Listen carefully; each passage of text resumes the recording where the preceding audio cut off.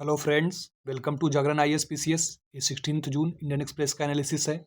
यहाँ पे जो भी न्यूज़ आर्टिकल्स यूपीएससी और स्टेट पीसीएस के लिए इंपॉर्टेंट होते हैं, हम उनको डिस्कस करते हैं। हम इन न्यूज़ आर्टिकल्स के शॉर्ट नोट्स भी प्रोवाइड करते हैं जो इनके समरी होते हैं, और ये हमारे टेलीग्राम चैनल पे अवेलेबल होते हैं। चलिए शुरू करते हैं। सबसे पहले न्यूज़ हेडलाइंस को देखते हैं जो कि आगे डिस्कस किए जाएंगे। First news article front page का है। ये यूएस और ईरान वॉर जो अभी चल रहा था, तो ये एक एग्रीमेंट होता हुआ दिख रहा है। और ये एग्रीमेंट जो है इन प्रिंसिपल है, कहने का मतलब कि एक मिनिमम कॉमन पॉइंट पे सहमति बनी है, और जो पूरा जो डिटेल है वो अभी आना बाकी है। और ये जो मिनिमम कॉमन प्रोग्राम है उसको जेनेवा में साइन किया जाएगा, और उसके बाद फिर 60 डे का जो नेगोशिएशन है, जो डिटेल डिस्कशंस है, वो चलेगा। जो लंबे समय से ये वार चला आ रहा था और जो दुनिया भर में इसका इफेक्ट देखने को मिल रहा था, वो अभी लगभग रिलैक्स होता हुआ दिखाई दे रहा है। इसके बाद इसी से रिलेटेड वर्ल्ड पेज का एक दूसरा आर्टिकल है जिसमें ये बताया गया है कि ये जो अग्रीमेंट, जो मिनिमम प्रोग्राम है, उसमें किन किन बातों पे सहमति बनी है और आगे फिर और क्या किया जाएगा। तो इस आर्टिकल में हम देखेंगे कि ये जो अग्रीमेंट हुआ है, जो अग्रीमेंट साइन होने वाला है, उसमें कौन कौन से मुद्दे जो है नेगोशिएट किए गए हैं, क्या गिव एंड टेक हुआ है। Next news article explained page का है। ये अगेन यूएस और ईरान वॉर से रिलेटेड है, और ये इस आर्टिकल में बताया गया है कि इस तरह के एग्रीमेंट जो है, इस तरह के एफर्ट पहले भी किए गए थे, जैसे कि 2015 में JCPOA, जो बराक ओबामा के द्वारा उनके लीडरशिप में ये अग्रीमेंट किया गया था। बट ये कुछ समय के लिए चल पाया, और 2018 में ये जो है डोनाल्ड ट्रंप के द्वारा वापस ले लिया गया था। तो पहले भी इस तरह के एफर्ट किए गए हैं, बट वो ज़्यादा दिन तक टिका नहीं है। बट इस बार जो इशूज़ है उसको ब्रॉड किया गया है। पहले जो डिस्कस किए गए थे, नेगोशिएट किए गए थे, वो लिमिटेड किया गया था, और अभी उस जो नेगोशिएशन टेबल पर जो चीज़ें हैं उसको ब्रॉड किया गया है, मतलब कि एक्सपैंड किया गया है। तो इस आर्टिकल में बताया गया है कि ये अगर अग्रीमेंट जो है ये किया जाता है तो मिडिल ईस्ट के लिए एक इम्पॉर्टेंट टर्निंग पॉइंट हो सकता है। और इसमें यूएस का क्या फैक्टर्स रहा, ईरान का क्या फैक्टर्स रहा, मतलब क्यों नेगोशिएटेड टेबल पर वो दोनों आए और डिस्कस किया गया, तो उनके बीच क्या फैक्टर्स थे। उसके बाद इसमें चैलेंजेस क्या है आगे, और इंडिया के लिए क्या टेक अवे है इस अग्रीमेंट से। सो ये पूरा न्यूज आर्टिकल इसको डिस्कस करता है। Next news article editorial page से है। अभी G7 की मीटिंग होने वाली है और इंडिया को इसमें इनवाइट किया गया है, तो हम देखेंगे कि G7 ग्रुपिंग ये क्या है, उससे रिलेटेड फैक्ट्स को देखेंगे। और इंडिया को ये क्यों कहा जा रहा है कि इंडिया जो है, जो डेवलपिंग कंट्रीज़ है, उसके रिप्रेजेंटेटिव के तौर पे, उसके फेस के तौर पे इस मीटिंग में इंडिया को देखा जा रहा है। सो इंडिया के लिए क्या टेक अवे है इस पार्टिसिपेशन से, उसको हम देखेंगे। नेक्स्ट न्यूज आर्टिकल इसरो के द्वारा PSLV लॉन्च व्हीकल, और इससे लॉन्च किया गया अर्थ ऑब्जर्वेशन सैटेलाइट। ये इसका दो प्रीवियस जो एफर्ट है वो थर्ड स्टेट में जाकर फेल हो गया था। तो हम देखेंगे PSLV और GSLV उसमें डिफरेंस क्या है, और ये फिर से लॉन्च होना है, इस वजह से ये न्यूज में है। नेक्स्ट न्यूज आर्टिकल दिल्ली से रिलेटेड है। दिल्ली मास्टर प्लान, जो कि 2041 तक दिल्ली को डेवलप बनाने के लिए एक प्लान बनाया गया था। इसमें कुछ इश्यूज आ रहे हैं, जैसे कि लैंड पूलिंग, मतलब कि जो लैंड इसमें अधिग्रहण किया जाता है, या फिर लैंड पूलिंग कहने का मतलब है कि जिस लैंड को गवर्नमेंट जो है डेवलप करती है और उस लैंड की वैल्यू बढ़ जाती है, और फिर उसको लैंड ओनर के पास वापस कर दिया जाता है। तो इससे रिलेटेड, क्लाइमेट से रिलेटेड, यमुना फ्लड प्लेन से रिलेटेड, इससे रिलेटेड इशूज़ है, जिनकी वजह से ये मास्टर प्लान को 2047 तक के लिए इसका डेट जो है बढ़ा दिया गया है। सो ये न्यूज़ में है, तो हम देखेंगे ये पूरा मास्टर प्लान है क्या। सो ये था न्यूज़ हेडलाइंस। चलिए शुरू करते हैं, आगे इसको डिटेल में डिस्कस करते हैं। First news article front page से है, अभी तक का ये इंपॉर्टेंट न्यूज़ है। यूएस और ईरान के बीच जो अभी ईरान वॉर चल रहा था, वो लगभग एक एग्रीमेंट होता हुआ दिख रहा है, बिकॉज दोनों के बीच एक मिनिमम डील के लिए एक एग्रीमेंट होता हुआ दिखाई दे रहा है। और जो ट्रम्प है उन्होंने ये शेयर किया है। ये जो डील है वो इन प्रिंसिपल है, कहने का मतलब कि दोनों के बीच सहमति बन गई है, लेकिन फॉर्मल तरीके से अभी साइन नहीं हुआ है। और वो नेक्स्ट वीक जो है, जो जेनेवा है स्विट्जरलैंड में, वहाँ प्लान है कि साइन किया जाएगा। और ये अभी एक मिनिमम फ्रेमवर्क है, कहने का मतलब कि जो दोनों के बीच कम से कम चीज़ों पे जो सहमति बन पाई है, उसमें ये है कि जो स्ट्रेट ऑफ हॉर्मुज जो कि इम्पोर्टेंट चोक पॉइंट बना हुआ था, वहाँ से लगभग वर्ल्ड के 20% ग्लोबल ऑयल्स और गैसेस जो है पास करती है। ये हमारे लिए भी इम्पोर्टेंट है ये news. So state of Hormuz जो उसका ब्लॉकेट था उसको पार्शली रीओपन किया जाएगा दोनों की तरफ से।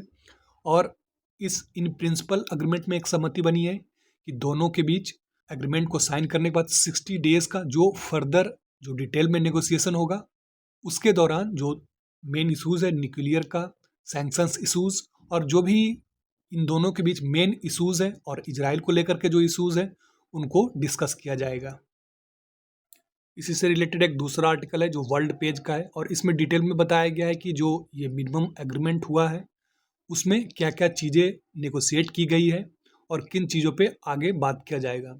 ये एक MOU है, कहने का मतलब कि एक अग्रीमेंट जो कि नेगोशिएशंस के बाद तैयार किए गए हैं और इसमें क्या डिटेल्स है वो अभी पब्लिश नहीं किए गए हैं। जो आप सुनते हैं कि कॉरस्पॉन्डेंट या सूत्रों के द्वारा पता चला है वो है कि इन इन चीज़ों पे बात हुई है और ये तय हुआ है। तो जैसा कि मैंने पहले बताया कि जो अग्रीमेंट है वो जेनेवा में साइन होगा और फिर जो है ये टेस्ट मतलब क्या डिटेल है इसमें वो पब्लिश किया जाएगा। जो मेन चीज़ें हैं जो डिस्कस की गई और अग्री की गई है वो ये है कि हुर्मुज जो कि दोनों के द्वारा ब्लॉक किया गया। पहले ईरान ने हुर्मुज को as a strategic choke point के रूप में यूज किया और फिर उसके बाद US ने कहा कि ईरान से आने वाले जो शिप्स हैं उनको हम ब्लॉक करेंगे ताकि ईरान पे प्रेशर बनाया जाए। तो दोनों अपने अपने ब्लॉकेज को फेज वे में लिफ्ट करेंगे। उसके बाद जो मेन मुद्दा है न्यूक्लियर प्रोग्राम का, तो ईरान तो पहले से कहता आ रहा है कि हम न्यूक्लियर वेपन नहीं बनाएंगे। ये जो हमारा न्यूक्लियर प्रोग्राम है वो सिविल न्यूक्लियर फैसिलिटीज़ के लिए है। कहने का मतलब कि जो पावर प्लांट है न्यूक्लियर पावर से रिलेटेड उसके लिए है।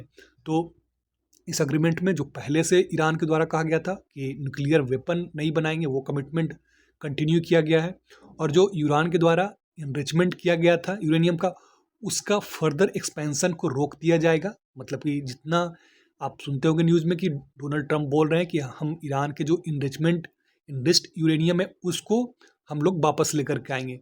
तो ये वही यूरेनियम इनरिचमेंट है, उसको फर्दर और ज़्यादा इनरिच नहीं किया जाएगा। यूरेनियम इनरिचमेंट का मतलब होता है कि उसको आइदर पावर जनरेशन के लिए यूज करना जो कि बहुत ही कम इनरिचमेंट की ज़रूरत होती है, या फिर न्यूक्लियर वेपन बनाने के लिए यूज करना जिसमें कि हाई इनरिचमेंट की ज़रूरत होती है। तो जो यूरेनियम इनरिचमेंट अभी है उस फेज को ईरान जो है उस स्टेज को कंटिन्यू करेगा। उसके बाद ये सब मेजर्स जो अपनाए जाएंगे उनके इंस्पेक्शन के लिए एक स्ट्रॉन्ग मॉनिटरी मैकेनिज्म बनाया जाएगा जो कि ये देखेगा कि ईरान जो है ये जो न्यूक्लियर से रिलेटेड जो भी क्वेश्चंस है या जो भी वादे किए गए हैं वो पूरा कर रहा है या नहीं कर रहा है। और इस बीच जो 60 डे का नेगोशिएशंस होगा डिटेल में, US जो है कोई नया सैंक्शन इम्पोज नहीं करेगा और जो ईरान पे ऑयल ट्रेड से रिलेटेड सैंक्शंस लगाए हुए हैं उसको टेम्पररी वेवर करेगा। मतलब कि उसको टेम्पररी जो है उस रेस्ट्रिक्शंस को कम करेगा। उसके बाद US और UN की तरफ से और जो भी इकोनॉमिक सैंक्शंस लगाए गए हैं उसको फेज्ड वे में रिमूव किया जाएगा। और ईरान के जो भी असेट्स जो फॉरेन असेट्स हैं ईरान के डिफरेंट कंट्रीज में जो फ्रीज कर दिए गए थे वो लगभग $25 बिलियन के आसपास उसको रिलीज किया जाएगा।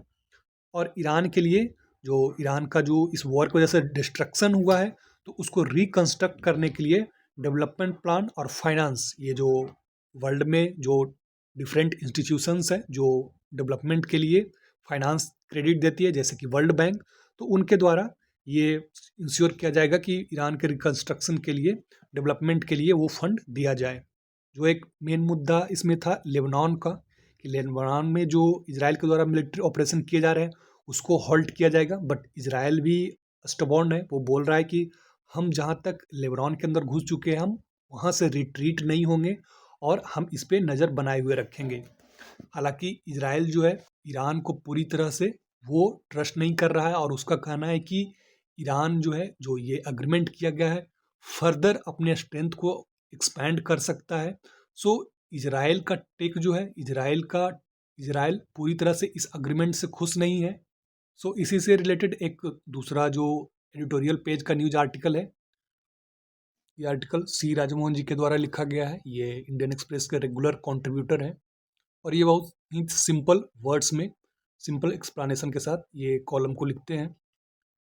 सो इनके द्वारा इस आर्टिकल में कहा गया है कि जो पूरा ये वॉर अभी चल रहा था, तो 1979 जब से ईरान में इस्लामिक रिवॉल्यूशन हुआ था, तब से यूएस और ईरान के जो रिलेशंस है बहुत स्ट्रेन हो गए थे और उनके बीच जो हॉस्टिलिटी है बनी हुई थी।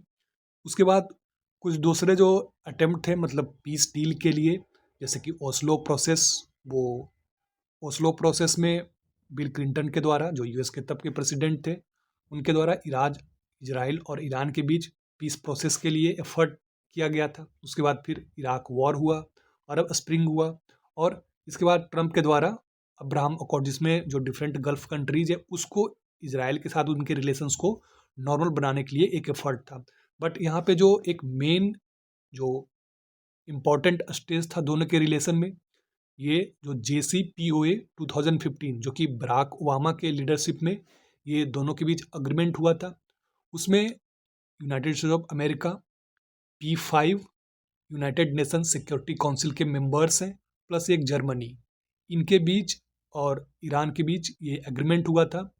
ये लार्जली जो अग्रीमेंट था वो ईरान के जो न्यूक्लियर जो प्रोग्राम है उसको लेकर के था कि ईरान जो है अपने न्यूक्लियर प्रोग्राम को रेस्ट्रिक्ट करेगा और फिर यूएस के द्वारा कुछ जो इकोनॉमिक सैंक्शंस लगाए गए थे उसमें रिलीफ दिया जाएगा।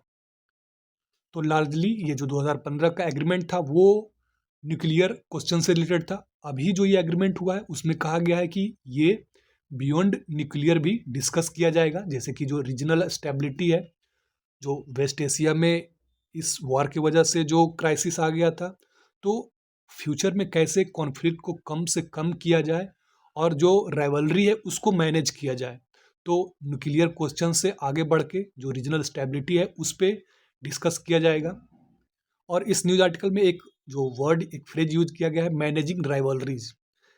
इस वर्ड का मतलब है कि दोनों के बीच सस्पेक्शन तो है, मतलब कि सस्पिशन तो है दोनों के बीच फुल ट्रस्ट तो नहीं है, सस्पिशन है, बट जो राइवलरी है उसको रहते हुए वो लोग उस राइवलरी को डायरेक्ट कॉन्फ्लिक्ट में न पड़ के जो नेगोशिएशंस हैं उसके द्वारा उसको रिजॉल्व करने का प्रयास करेंगे।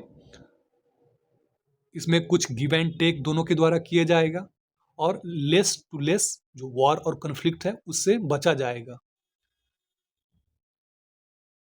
अब इन जो एग्रीमेंट है उसके पीछे क्या फैक्टर्स रहे हैं जिसकी वजह से ये एग्रीमेंट जो है पॉसिबल हुआ है, तो इस ऑथर के द्वारा कहा जा रहा है कि यूएस का जो फैक्टर है जिस वजह से यूएस इस एग्रीमेंट पे आया है वो ये है कि जो डोमेस्टिक ऑडियंस है, जो डोमेस्टिक पॉपुलेशन है अमेरिका का, वो जो रेगुलर वॉर है फॉरेन कंट्रीज में उससे टायर्ड हो चुका है और ट्रंप को जो है इस वॉर से रिलेटेड अप्रूवल जो है वो कम हो रहा था। सो इस तरह के फॉरएवर वॉर और कंटिन्यू जो इन्वॉल्वमेंट है वॉर में, उससे लोग जो है फटीग में आ गए थे, मिलिट्री फटीग में आ गई थी। सो यूएस की तरफ से ये रीजन थे, जबकि ईरान उस पर जो इकोनॉमिक सैंक्शंस लगाया गया है तो उसकी ईरान की इकोनॉमी वीक हो गई है और फिर ये ईरान जो वॉर हुआ है उससे और ज़्यादा प्रभाव पड़ा है, बिकॉज इस तरह के वॉर जब होते हैं तो फाइनेंशियली तो आपको हैम्पर होता ही है और आप 10 से 20 साल पीछे चले जाते हैं। तो ईरान को जो डिस्ट्रक्शन हुआ है तो उसको बनाने में 10 से 20 साल फिर लग जाएंगे। उसके बाद जो ईरान का मेन पॉइंट है जिस वजह से वो इस कॉन्फ्लिक्ट में पड़ता है वो है जो वेस्ट एशिया, वहाँ पे एक डोमिनेंस चाहता है, बिकॉज वेस्ट एशिया में जो नेचुरल रिसोर्सेज हैं लाइक ऑयल एंड गैसेस, तो उस पर यूएस चाहता है कि उसका कंट्रोल हो, जबकि ईरान चाहता है कि उसका कंट्रोल हो, ताकि जब तक हम क्लीन एनर्जी की तरफ नहीं बढ़ जाते तब तक ऑयल गैस जो है एनर्जी सिक्योरिटी के लिए बहुत इंपॉर्टेंट है और इससे वो gulf countries, west Asian countries जो है काफ़ी वेल्थ अर्न करते हैं। तो इस बात को लेकर दोनों के बीच ये कॉन्फ्लिक्ट है। तो ईरान को भी अब समझ में आ रहा है कि जो ईरान जो है अपना इन्फ्लुएंस इन कंट्रीज जो वेस्ट एशियन कंट्रीज है उनके ऊपर करना चाहता है, उसका भी एक लिमिट है, वो एक लिमिट से आगे नहीं बढ़ सकता और वो लिमिट जो है इस वॉर के दौरान एक्सपोज हो गया है। तो ईरान भी अब समझ रहा है कि हम एक लिमिट के आगे क्रॉस नहीं कर सकते, तो हमारे लिए बेहतर है कि हम जो है नेगोशिएटिंग टेबल पर आ जाए। जबकि जो तीसरा इसमें जो प्लेयर है इजराइल, वो अभी भी ईरान के प्रति पूरा का पूरा स्केप्टिकल है और वो चाहता है कि ईरान को पूरी तरीके से कंटेन किया जाए। मतलब ईरान के जो कैपेबिलिटीज़ है, मिलिट्री कैपेबिलिटीज़, उसको कम से कम किया जाए। हैवी सैंक्शंस को पूरी तरीके से रिलीज़ नहीं किया जाए, बिकॉज इसराइल के जो पैलेस्टाइन का यूज है उसको ईरान सपोर्ट करता है। और इसराइल के लिए पैलेस्टाइन इशू एक इसराइल के लिए इसराइल जो मानता है कि ये उनके सर्वाइवल का एक इशू है। अब कुछ इस एग्रीमेंट में कुछ चैलेंजेज हैं, जैसे कि जो अभी इसराइल के द्वारा डिस्ट्रस्ट है या फिर यूएस और ईरान के बीच जो डिस्ट्रस्ट है, बिकॉज इस तरह के जो प्रयास है वो पहले भी किए गए हैं। जैसे कि मैंने पहले बताया 2015 में बराक ओबामा के द्वारा ये एफर्ट लगाया गया था, लेकिन वो कुछ समय चला और 2018 में इसको ट्रंप के द्वारा ही वापस लिया गया था इस एग्रीमेंट को। सो डिस्ट्रस्ट जो क्लॉज होते हैं एग्रीमेंट में उसको मिस इंटरप्रेट करना और अपने अपने हिसाब से उसको मोल्ड कर देना, फिर उसके बाद इम्प्लीमेंटेशन हो रहा है कि नहीं हो रहा है। जैसे न्यूक्लियर क्वेश्चन है, तो ईरान क्या जो न्यूक्लियर जो रेस्ट्रिक्शंस लगाए गए हैं उसको पूरी तरीके से फॉलो कर रहा है कि नहीं कर रहा है। तो ये सारे चैलेंजेस होते हैं जिसकी वजह से जो कॉन्फ्लिक्ट है टाइम टू टाइम वो सरफेस होता रहता है। उसके बाद इंडिया के द्वारा ये एग्रीमेंट जो है वेलकम किया गया है, बिकॉज हमारे लिए एनर्जी सिक्योरिटी ये बहुत इंपॉर्टेंट है। और जो हमारे डायस्पोरा वेस्ट एशियन कंट्रीज़ में रहते हैं तो उनके लिए ये इम्पॉर्टेंट है। और इसके साथ साथ जो वेस्ट एशियन कंट्रीज़ में दूसरे हमारे पार्टनर्स हैं लाइक यूएई, सऊदी अरेबिया, अभी ओमान के साथ हमने एफटीए साइन किया है, तो इनसे हमको प्रोएक्टिव होकर इंगेजमेंट करना होगा। कहने का मतलब कि जब इस तरह के कॉन्फ्लिक्ट आए तब नहीं, हालांकि हमारा जो है इंगेजमेंट उन कंट्रीज़ के साथ पहले से ही अच्छा है। सो और हमें एक्टिव होने की ज़रूरत है। सो ये जो आर्टिकल था वो यूएस और ईरान के बीच जो पीस डील जो अग्रीमेंट हुआ है, तो उसमें क्या फैक्टर्स रहे ये हमने देखा, उसमें चैलेंजेस क्या हैं और प्रीवियस जो एग्रीमेंट हुए थे वो क्या थे, ये ध्यान देने की बात है। और हमारे लिए क्या है इस डील से, इस एग्रीमेंट से रिलेटेड, ये सारे इशूज जो है इस आर्टिकल में कवर किए गए। आगे बढ़ते हैं next news article. Next news article editorial page का है, ये G7 मीट से रिलेटेड है। फ्रांस में G7 की मीटिंग होने वाली है और उसमें जो फ्रांस के प्रेसिडेंट हैं उन्होंने इंडियन प्राइम मिनिस्टर को इनवाइट किया है इसके लिए। सो ये न्यूज़ में है। G7 ग्रुप जो है जो एडवांस्ड इकोनॉमीज़ है, जो डेवलप्ड इकोनॉमीज है, जैसे कि USA, UK, France, Germany, Italy, Canada और जापान। सो इनके एक इनफॉर्मल ग्रुप है, कहने का मतलब कि कोई फॉर्मल स्ट्रक्चर इसका नहीं है, जैसे कि क्वाड एक इनफॉर्मल ग्रुप है। सो ये ग्रुपिंग जो है एक साथ मिलकर जो ग्लोबल सिचुएशंस है उस पर डिस्कस करते हैं और जो इकोनॉमी, ट्रेड, क्लाइमेट, एनर्जी और टेक्नोलॉजी से रिलेटेड इश्यूज है उसको डिस्कस करते हैं। ये 1975 में इसका ओरिजिन हुआ था, बाद में इसमें कनाडा ऐड हुआ था और इसमें पहले रसिया भी था। रसिया जो 2016 में रसिया के द्वारा क्रीमिया इसको ऑक्यूपाई किया गया था, इन्वेट किया गया था, उसके बाद रसिया को इस ग्रुप से एक्सपेल कर दिया गया था। सो फिर से ये G7 ग्रुप बन गया है और इसका जो मेन जो गोल है, जो सब मैंने पहले बताया, जो ग्लोबल इकोनॉमिक सिचुएशंस है उन पे डिस्कस करना, ट्रेड पॉलिसीज़, क्लाइमेट चेंज से related rules and regulation, energy security. और जब 1975 में ये ग्रुप को इनफॉर्मली बनाया गया था तब ऑयल क्राइसिस की वजह के उसके रिस्पॉन्स के तौर पे ही इसको बनाया गया था। मतलब कि ऑयल क्राइसिस 1975 में हुआ था, ऑयल सप्लाई को लेकर के जो अरब कंट्रीज़ के द्वारा जो रेस्ट्रिक्शंस लगाए गए थे उसकी वजह से ये क्राइसिस हुआ था और तब इस सिचुएशन को डील करने के लिए ये ग्रुपिंग बनाया गया था। तो एनर्जी सिक्योरिटी तो है ही है, जो टेक्नोलॉजी लाइक एआई, जैसे उसमें एआई से रिलेटेड जो कंसर्न है उस पर डिस्कशन। सो ये मेन गोल है G7 के, जो परमानेंटली फॉलो किया जाता है। अभी जो एजेंडा है G7 का वो है जो अभी इकोनॉमिक शॉक्स आया ईरान वॉर की वजह से या ट्रेड टैरिफ को लेकर के, अमेरिका तो यूएसए खुद इसमें इन्वॉल्व है। तो ये ग्रुपिंग जो है उन चीज़ों को डिस्कस करेगा, एआई से रिलेटेड जो भी इशूज़ हैं वो डिस्कस किया जाएगा। एनर्जी ट्रांजिशन, हम क्लीन एनर्जी की तरफ आगे बढ़ रहे हैं, तो उसमें जो फाइनेंसेस है उसके लिए डिस्कशन किया जाएगा और अदर डेवलपमेंट रिलेटेड इश्यूज को डिस्कस किया जाएगा। जो इन कंट्रीज के सामने चैलेंजेज है वो है यूएसए और उसके द्वारा जो ट्रेड टैरिफ है वो एक चैलेंज है। क्लाइमेट फाइनेंस को लेकर के, जैसे कि डेवलपिंग कंट्रीज को ये बोला जाता है कि आप लोग को स्टेप अप करना होगा, बट जो ग्रीन हाउस गैसेस का emission, historical green house gases का इमिशन हुआ है, उसके लिए डेवलप कंट्रीज ज़्यादातर रिस्पॉन्सिबल है, तो उनकी तरफ से जो फंडिंग है ये इम्पोर्टेंट हो जाता है।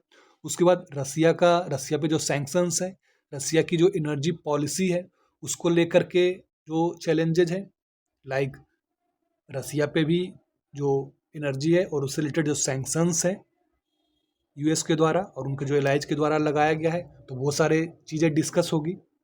अब इंडिया को इसमें इनवाइट किया गया है, तो इंडिया का क्या रोल है, तो इस आर्टिकल में बताया गया है कि इंडिया जो है ग्लोबल साउथ जो डेवलपिंग कंट्रीज़ है उन इकोनॉमीज़ को रिप्रेजेंट करता है,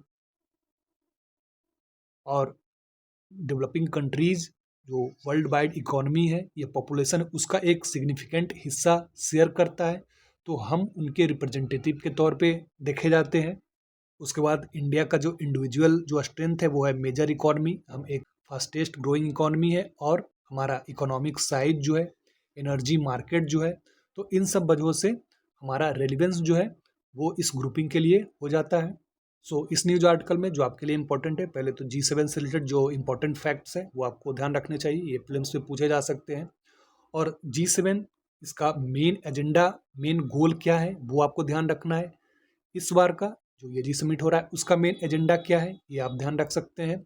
और मोस्ट इम्पॉर्टेंट इंडिया का रोल, ये जो पॉइंट है वॉइस ऑफ ग्लोबल साउथ, इसको आप एज अ मेंस पॉइंट के रूप में ऐड कर सकते हैं। Next news article national space से रिलेटेड है। ये इसरो और उसके द्वारा PSLV polar satellite launch vehicle, इससे रिलेटेड न्यूज़ है। वैसे तो सैटेलाइट लॉन्च होता ही रहता है, इसमें स्पेशल ये है कि जो पोलर सैटेलाइट लॉन्च व्हीकल है, इससे जो अर्थ ऑब्जर्वेशन सैटेलाइट लॉन्च किया जाना था एक मई 2025 और अभी इसी साल जनवरी 2026 में लॉन्च किया गया था, बट ये पूरा नहीं हो सका था बिकॉज इसका जो थर्ड स्टेज होता है उसमें कुछ एरर्स आ गए थे, उस वजह से ये जो लॉन्च है कंप्लीट नहीं हो पाया था। तो फिर से इसरो जो है इस लॉन्च को करने जा रही है, सो ये न्यूज़ में है। सो ये लॉन्च व्हीकल है उसके बारे में आपको जानना ज़रूरी है। सो ये जब स्टार्ट हुआ था तब सैटेलाइट लॉन्च व्हीकल ये क्रोनोलॉजी रहा है, एडवांस सैटेलाइट लॉन्च व्हीकल, उसके बाद PSLV आया था, उसके बाद GSLV और अभी GSLV Mk3 और या LV-M3 जो कि जो गगनयान मिशन हमारा है जिसमें एस्ट्रोनॉट्स को स्पेस में भेजा जाएगा उसके लिए ये तैयार किया गया है। तो यहाँ हम PSLV और GSLV को देखेंगे। So PSLV polar satellite launch vehicle और GSLV geosynchronous satellite launch vehicle. Polar कहने का मतलब है कि ये अर्थ है, तो सैटेलाइट जो है जो अर्थ के नॉर्थ पोल और साउथ पोल इसके अराउंड चक्कर काटेगी। और जो जियो, और इसमें एक स्पेशल बात ये है कि जो सैटेलाइट होगा वो डे के किसी भी समय किसी भी पर्टिकुलर टाइम में एक पर्टिकुलर प्लेस पे ही वो सैटेलाइट होगी। मतलब पोलर ऑर्बिट में जो ये चक्कर काटेगी तो किसी पर्टिकुलर टाइम में वो एक पर्टिकुलर पॉइंट पे होगी और उसी को वो दोहराएगी। जबकि जो जियो सिंक्रोनस है GSLV ये अर्थ के साथ सिंक्रोनाइज होती है, मतलब अर्थ जिस स्पीड से रोटेट करता है उसी स्पीड से ये सैटेलाइट भी रोटेट करेगा और अर्थ के साथ साथ वो चलेगा। सो एक तो ये डिफरेंस है। दूसरा डिफरेंस ये है कि पोलर सैटेलाइट लॉन्च व्हीकल इससे लो वेट सैटेलाइट्स या लो पेलोड्स उसके लिए इसको तैयार किया गया था। GSLV जो है एक एडवांस्ड वर्जन है और इससे जो है हाई पेलोड को लॉन्च किया जाता है। सो ये दो मेन डिफरेंस है इन दोनों के बीच। सो इस न्यूज़ आर्टिकल में आपके लिए जो इम्पोर्टेंट चीज़ें हैं वो है PSLV और GSLV से रिलेटेड जो फैक्ट्स हैं वो आपको ध्यान रखने चाहिए, वो प्रीलिम्स से पूछे जा सकते हैं। Next news article again national page का है, मास्टर प्लान फॉर दिल्ली। ये दिल्ली के डेवलपमेंट से रिलेटेड ये आर्टिकल है। ये दिल्ली में ओवरऑल जो डेवलपमेंट है और डीडीए का जो रोल है उससे रिलेटेड है। ये जो मास्टर प्लान बनाया गया था, ये बनाया गया था कि 2041 तक दिल्ली को एक डेवलप सिटी के रूप में तैयार किया जाएगा। तो इसमें कुछ इशूज़ आ रहे हैं, जैसे कि लैंड पूलिंग को लेकर के, जैसे कि जो फार्मर्स होते हैं या फिर लैंड ओनर्स होते हैं, तो उनके लैंड को गवर्नमेंट के द्वारा लिया जाता है, उसको डेवलप किया जाता है और फिर उसको जो है लैंड ओनर्स के पास ही वापस उसको दे दिया जाता है। इससे क्या होता है, लैंड की जो वैल्यू है वो काफ़ी बढ़ जाती है और जो अर्निंग है, जो लैंड की वैल्यू बढ़ने से जो अर्निंग है वो बढ़ जाती है। उसके बाद जो ग्रीन डेवलपमेंट एरिया को लेकर के इशू है, कितना जो दिल्ली में एरिया है उसको कितना डेवलप किया जाए और कितना एरिया जो है ग्रीन रहना चाहिए। कहने का मतलब कि इन्वायरमेंट को ध्यान में रखते हुए कितना डेवलपमेंट किया जाना चाहिए। जैसे कि आप अक्सर न्यूज़ में सुनते होंगे कि ट्रीज़ को फिल किया जाना है, कोई एक कॉरिडोर है वो पर्टिकुलर जगह से जा रही है तो उसमें जो हैबिटेट है वो डिस्ट्रॉय हो सकते हैं। तो ये डेवलपमेंट, ग्रीन डेवलपमेंट, ये एक इशू रहा है। और फिर यमुना और उसके चारों तरफ जो सेटलमेंट्स है, स्लम्स है, उनमें जो लोग रह रहे हैं वो उसको यमुना ओ जोन कहा जाता है। तो अगर डेवलपमेंट प्रोजेक्ट होगा तो उनको डिस्प्लेस किया जाएगा।